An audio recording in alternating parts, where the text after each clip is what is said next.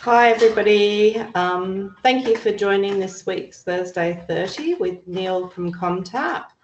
I think, Neil, we can probably start now, so I'm going to mute myself and turn my my camera off. All right, Okay, thanks, that's great. Neil. Bye. Okay, hi everybody. I'm just going to start my presentation. Might start and stop it a bit because there's also things I want to show you when it's not actually in presentation mode. So yeah, so what we're going to talk about, so it's symbol support, and it's from SEN to mainstream. And I think kind of one of the things I want to get out, sort of get from this talk is, or get you, for you to get from this talk is we're not just thinking about symbol support in like the kind of the specialist settings within your school or wherever you are.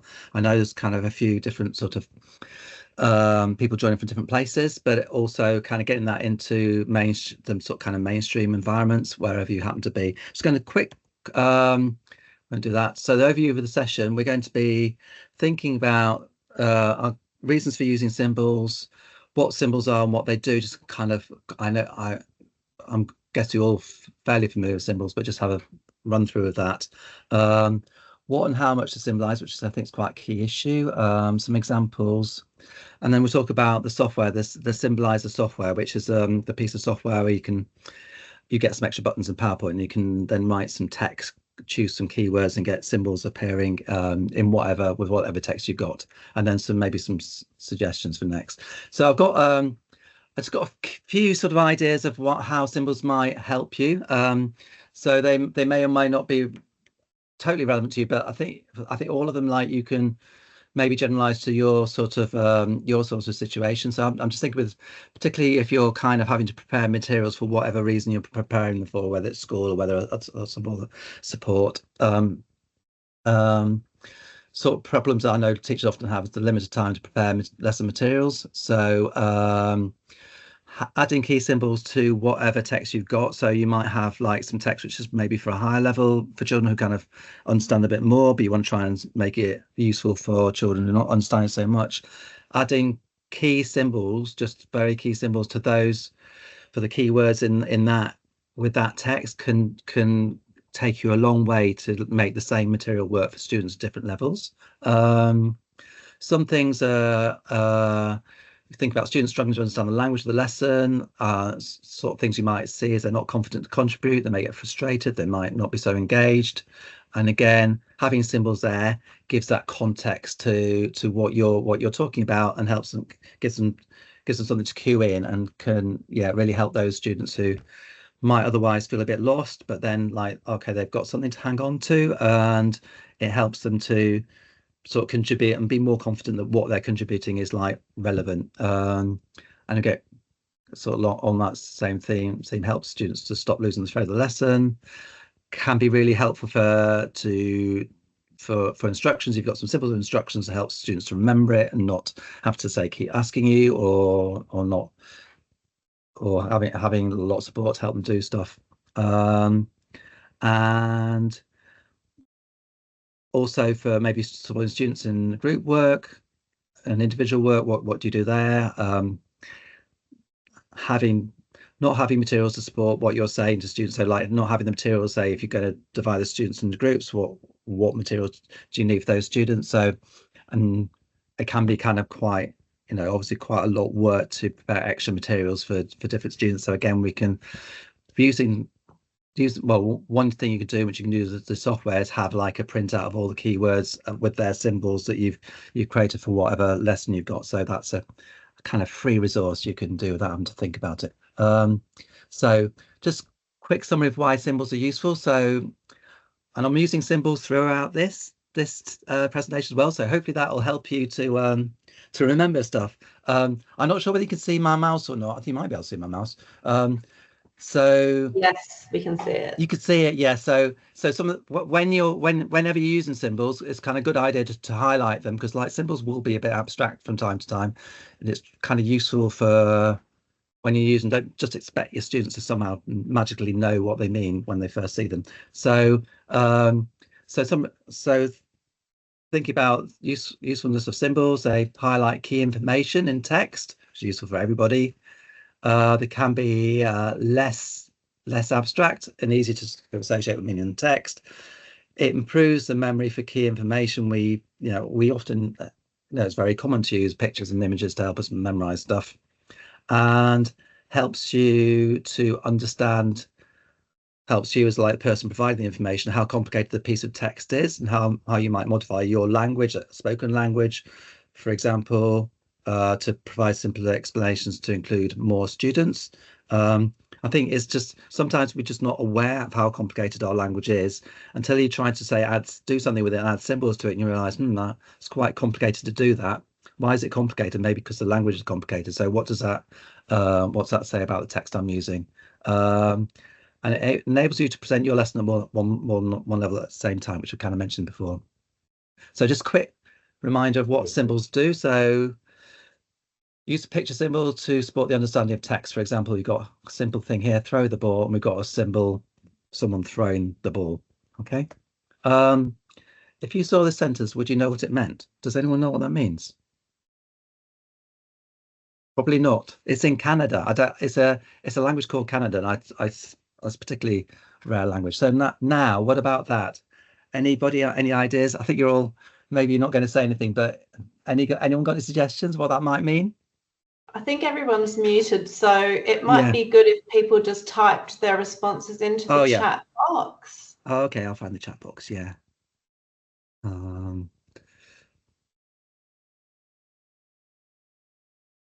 Okay, we'll have a look through. Well, we've got some symbols now, so you might not know what the first one here is. This one seems like forms of transport, and this may be learning. Is shoving stuff into this person's head. So learning about transport. That one's like obviously more abstract, so that could be going to school. So we've got a school thing. So you got some of that, So exactly, going to school. So actually what the sentence says is today, and that's a kind of quite abstract symbol. Today we're learning about transport. Happens to be a different order because it's the order of the words in that particular language. Okay. Right. So how concrete does a symbol need to be? Anybody got any idea what that symbol is?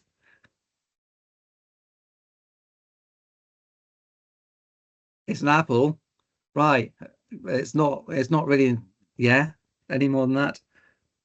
It's obviously Mac, So we're all completely, we know that means Apple, computer, whatever. It's abstract. It's not an actual apple. So What about this one? I think we know what that one is, don't we? Yeah. McDonald's. McDonald's. Yeah, McDonald's. Obviously, yeah. That one. Google Chrome. Google Chrome, yeah. And does it look like a browser? No, it doesn't. So yes, but we're very familiar with these ones. What about that one? If you ever go on a drive around at all.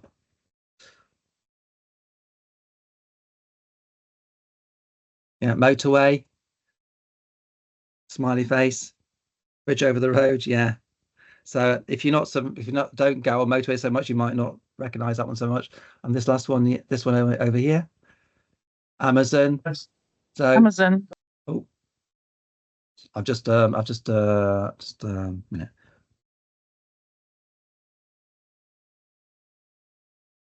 That's that one. Last one on the right. If you're not familiar with it, you don't know what it is, do you? So it's actually the Miami Dolphins. Miami Dolphins. Someone knows, right? It's pretty famous, isn't it? I didn't know that, but yeah.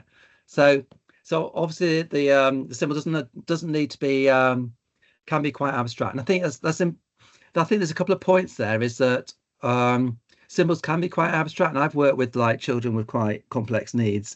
One of the things we used to do was like have a activity where they'd draw each other's faces on like a one piece of paper, like a little grid, and so they could use that to choose who was going to go next or take turns. And so one child would have it and one student would have it, and like they would point to one of the faces on the sheet of paper they're drawn, and that they'd all know who they're referring to, but the face could be just like a squiggle. It wasn't even like look like any face. So really abstract, but still worked if like they kind of had had some chance to sort of associate that with something. So yeah.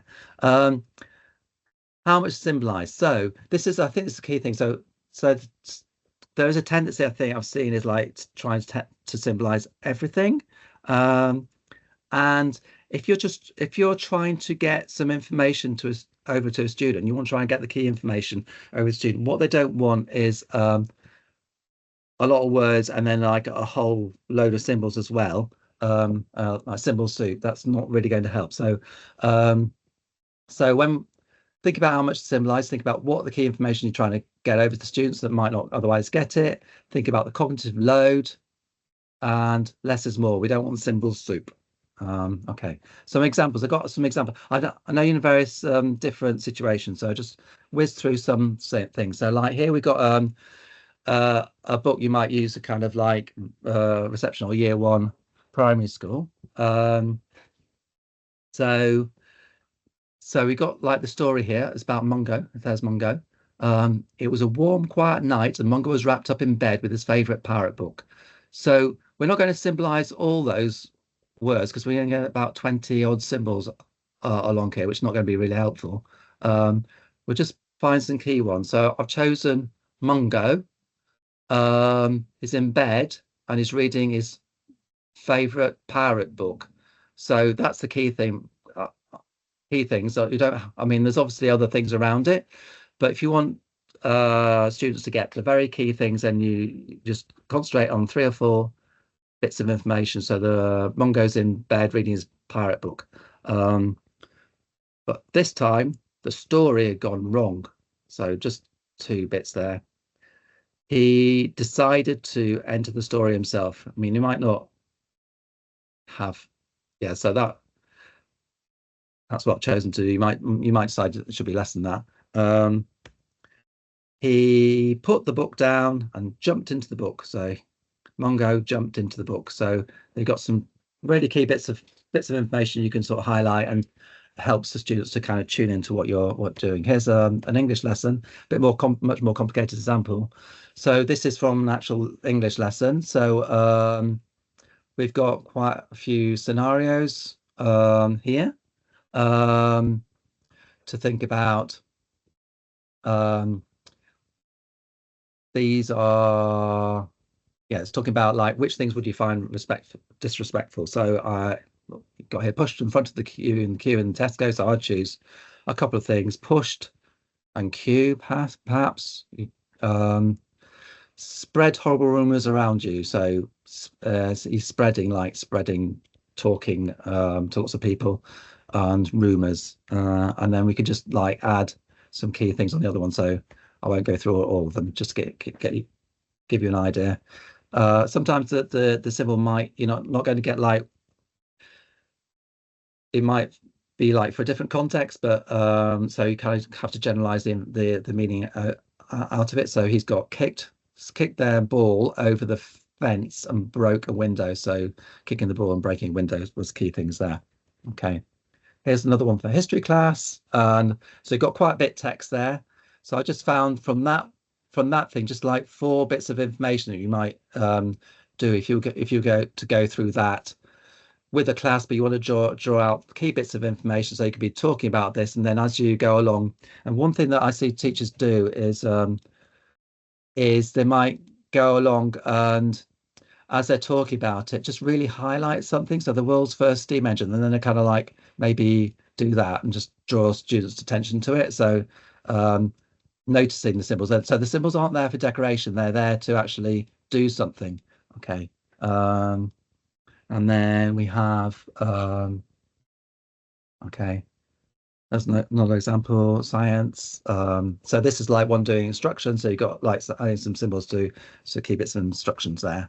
Okay, just move on to the next one. So I just wanted to show like completely different context. So this is one of my colleagues, her child broke his wrist, and went to the doctor, went to the hospital, and they did some they strapped it up, and then they gave an advice sheet. So this is part of the advice sheet. And she said, even though she was herself a speech language therapist, she found it quite a lot of information. And even that, I mean, there's a lot more than this. I mean, it's not badly written at all, but it can be quite a lot to take on. So I've added some symbols to this. So it's about fractures, a particular sort of fracture that the child's got, buccal fracture. And the doctor could explain what that means. It's when the bone sort of, I know it doesn't actually break, but it kind of it gets distorted. So the key things here is your child has broken a wrist, and there's kind of a lot more information here, but the key thing is your child has broken their wrist. Then these fractures heal quickly by themselves and do not require further intervention. So that the healing quickly is, I draw out the key information there. A splint may have been applied to your child's wrist. This is not specific treatment, but it may help to reduce the pain and keep your child comfortable. So yeah, so splint reducing pain. And then the last one here is a bit of information. So remove the wrist splint for a couple of minutes each day from day one to allow your child to move the wrist. So you can imagine if someone's got like, you're trying to present some important information to a student, you could have the key symbols around each bit of information. So they've got something to help them remember it. You've talked about it, talked it through with them, but then they've got the text, which they might find a little bit difficult to remember what it means, but then they've got the icons as well to help you. And also, you'll notice that these icons are from symbols, an icon set called the 9 Project, which are kind of really ubiquitous icons. We see them kind of all over the place. We're building up a symbol set which is based on these icons, which I think is kind of, you know, for some kind of students and young people, they feel more comfortable with these kind of icons because they're just more mainstream, I guess. But we also have the colorful icons as well, which are also in the symbolizer. So that's background. Now what I want to do is think about using the symbolizer. So we're going to think about symbolizing, choosing symbols, how to symbolize, how we can sizing them, tidying up, creating your own symbol set, and a sheet to help you. So let's just going to go to the next one. And right, could someone give me a sentence?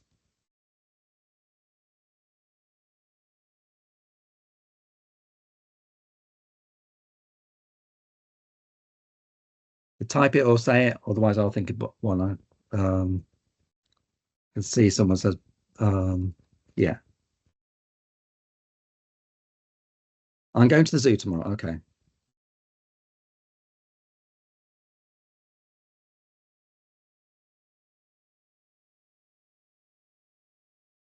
Okay, so I would say the most important bit of information there is zoo, probably.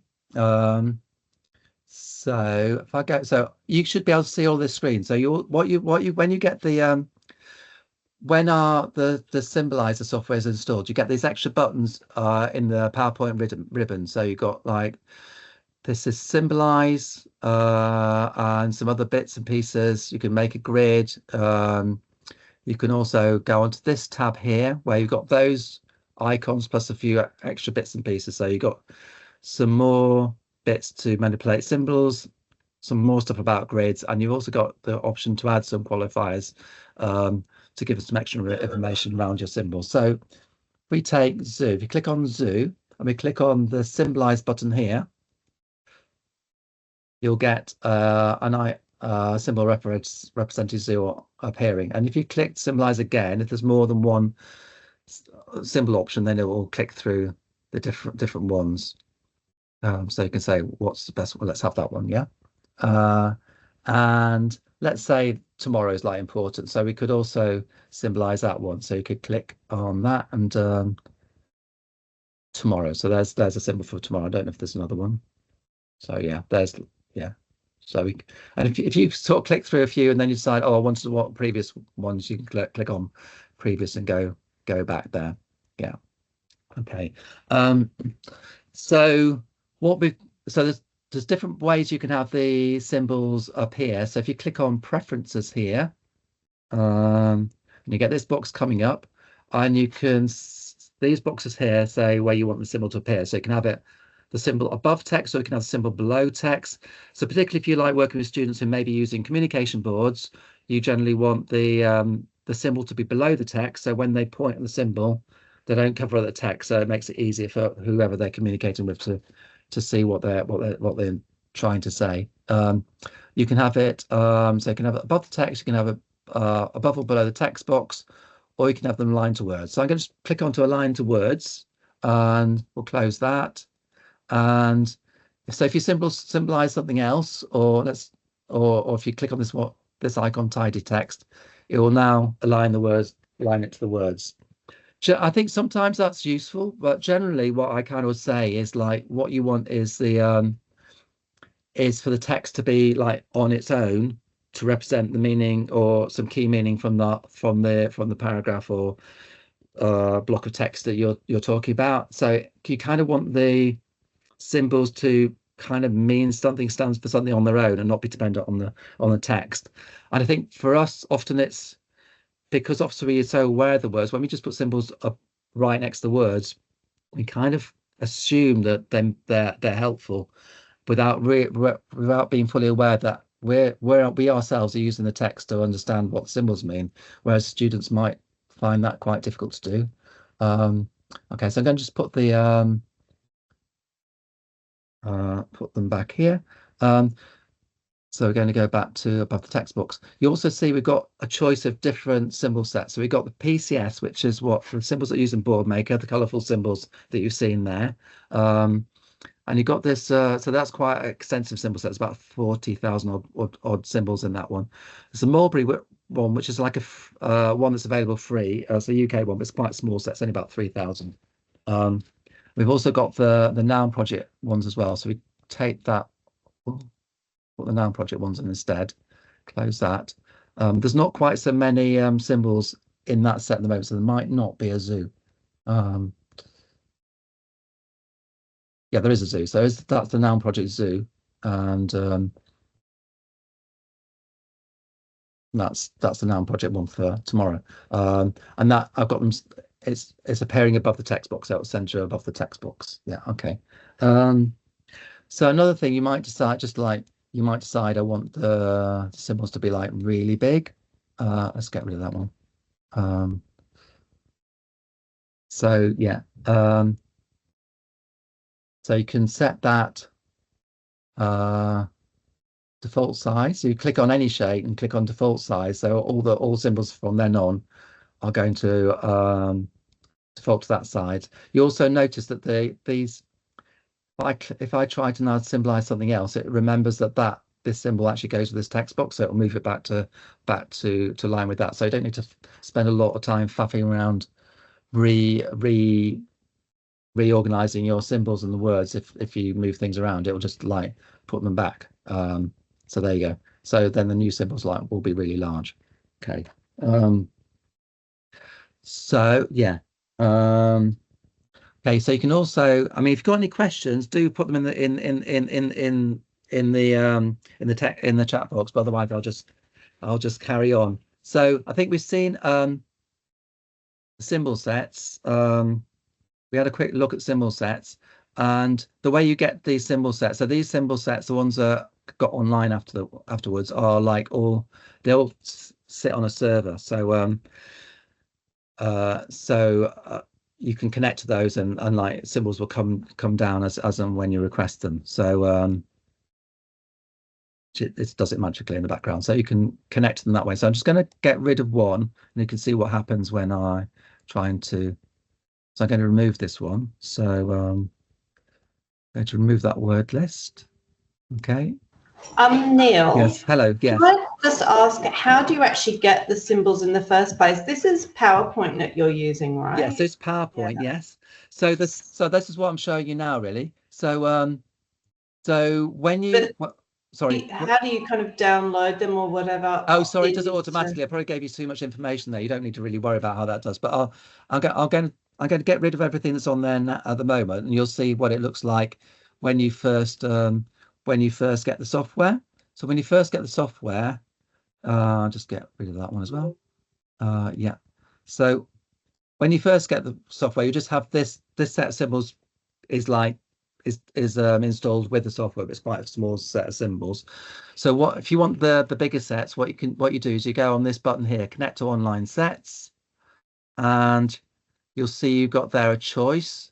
So if I choose PCS color, click on that, and then it will give you shows you the license agreement, what you can and can't do with that symbol set. So you're going to quick read through that, decide you accept the license. I accept the license, and then it's connected, and now you've got the symbol set there, and now it's available to use in this list. So you can just tick the ones you want. So if you decide you want to use that one, you tick it and then close it. And now when you're doing the symbolize, it's going to be the those other symbols that are available. So if I click on symbolize, now you're going to get those ones. Yeah. I think, yeah. So you can also, we haven't got much time to show you this, but you can also have, apart from these big, so mostly you probably want to use these ready-made symbol sets because they're large,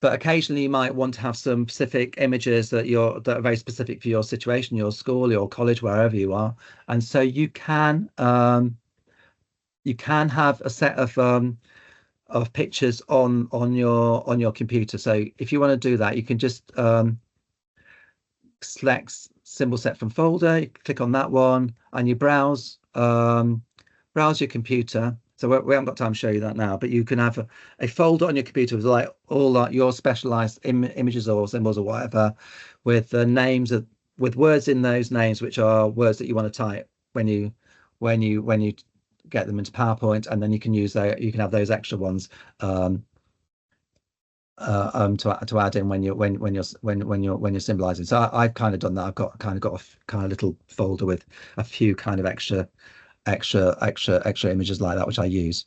So just a final couple of things. I just want to show you one other thing. So suppose you kind of you've done all your lessons, and you've done a presentation to show people how to use the symbolizer, for example, which is what I've done, and you want to then give people or your students a sheet which has got all the words that you've used in your lesson or whatever, with their associated symbols that you can use to help support them.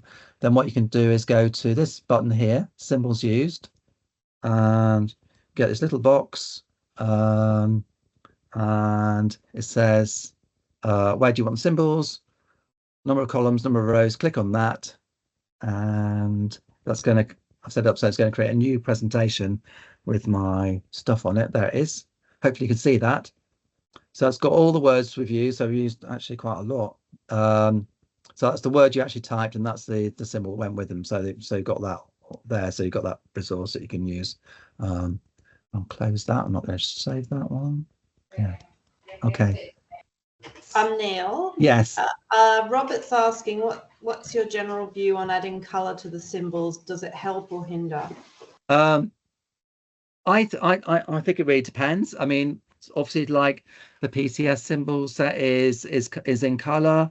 You can take the PowerPoint. You can with PowerPoint itself, you can take the color off if you want. It really depends on your student. It depends on whether what the vision is like. I mean, I quite like these. The noun project symbols are very kind of clear. They're actually just black and the transparent background, so you can put them on anything. So if I just moved it over, well, if I move because the polar bear goes on top of that, you can sort of see through it.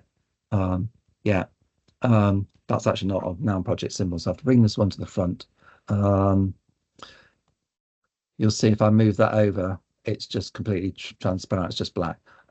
So yeah, I think it just really depends. I mean, yeah. Yeah.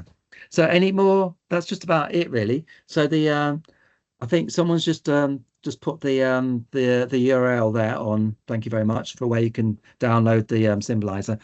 I'm just at the moment just like doing some quick updates on it. So so at the moment you can't the download link's not there at the moment, but I'll be working that tonight, so you'll have it there tomorrow, so you can download the latest version. I'll include the link on the recording page, That's so great, you can yeah. just send it to Yeah. me when Yeah. it's updated, Neil, and Yeah. I'll put That's it right. there. And I can also send you the PowerPoint as well, Annabelle. So if people want to, if people want to have that, they can have it. Oh, great! Yeah, that would be really good. Yeah. Thank you. Okay. Right. Okay. Any last questions? It's like everybody is very quiet.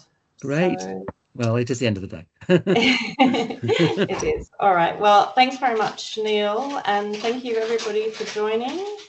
And yes, thank you. Great. Thank you so much. Thank you, everybody. Okay. Take care. Okay.